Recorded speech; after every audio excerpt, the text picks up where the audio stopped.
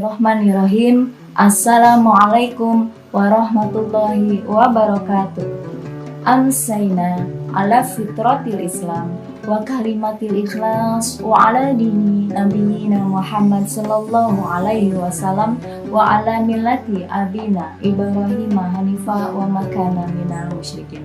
Asyhadu alla ilaha illallah wahdahu la syarikalah wa asyhadu anna Muhammadan abduhu wa rasuluhu amma ba'du. Qala Allah ta'ala fil Qur'anil Karim. A'udzu billahi minasyaitonir rajim. Bismillahirrahmanirrahim.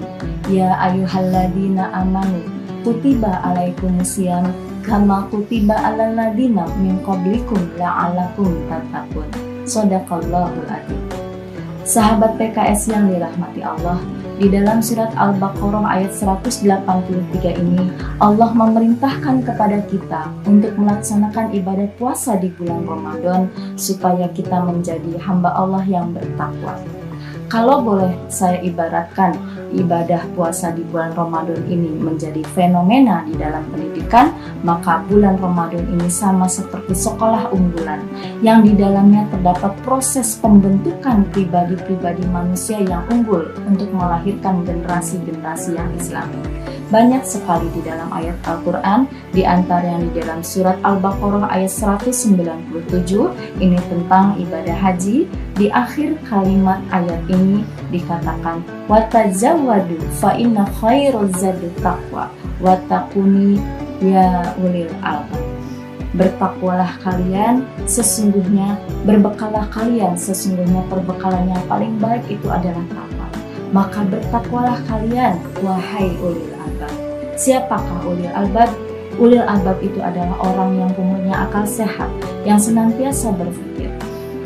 Di dalam surat Ali Imran dikatakan, Alla inna fi khalqis samawati wal ardi wa ikhtilafil laili wan nahari la ayatil li ulil albab.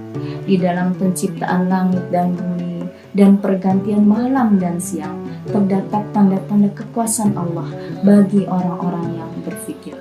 Inilah ulil albab yang senantiasa mengeluarkan daya fikirnya tentang mentadaburi ayat-ayat Allah, bagaimana Allah menciptakan langit dan bumi, bagaimana terjadinya pergantian malam dan siang.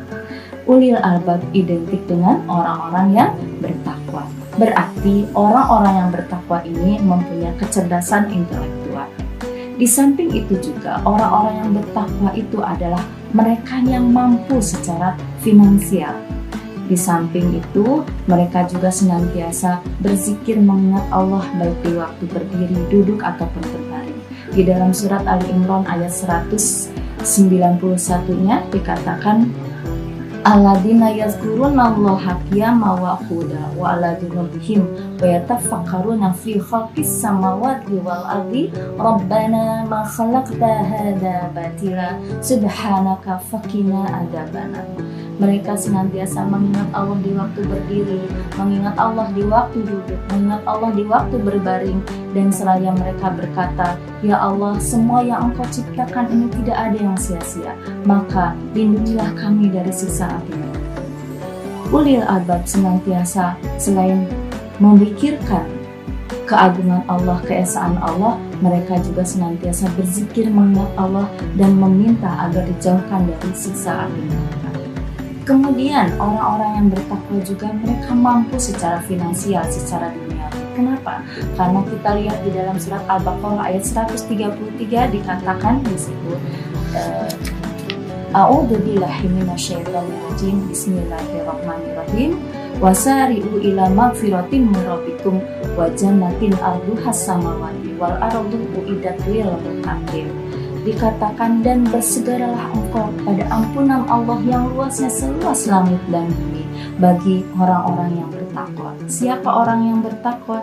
Yaitu alladzina yunfikuna fis sarra'i wad dharra'i wal ghaidha wal khadimina wal ghadha wal afina 'anil nas wallahu yuhibbul muhsinin. Yaitu orang yang senantiasa menginfakkan baik di waktu lapang maupun di waktu sempit, dan mereka bisa menahan amarahnya dan bisa memaafkan kesalahan orang lain. Di sini jelas di waktu lapang, di waktu mereka mempunyai harta banyak, mereka berinfak. Bahkan di waktu sempit pun mereka berinfak, karena berinfak tidak dilihat berapa besar jumlahnya, tetapi bagaimana mereka memelihara kebiasaan berinfaknya, baik di waktu kondisi yang bagaimanapun. Itu para orang-orang yang bertakwa. Itu baru yang pertama. Kemudian yang kedua, hasil buah dari berpuasa ini melahirkan orang-orang yang bersyukur.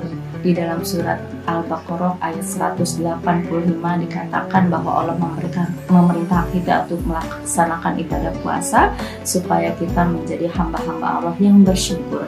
Kenapa? Karena dengan berpuasa kita pun bisa merasakan lapar, haus, dan dahaganya seperti mereka fakir, miskin, dan duafa yang merasakan lapar dan haus walaupun di luar bulan puasa. Kita masih bisa bersyukur karena kita masih bisa menikmati hidangan berbuka puasa, menikmati hidangan makan sahur.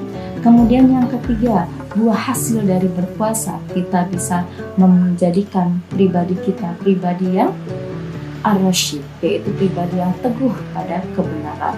Di dalam surat Al-Baqarah ayat 186 dikatakan fastajibuli wa yu'minu nabi la'allahum yarsyudun. Berimanlah engkau kepadaku dan penuhilah semua perintahku supaya engkau menjadi hamba-hamba yang teguh dalam kebenaran.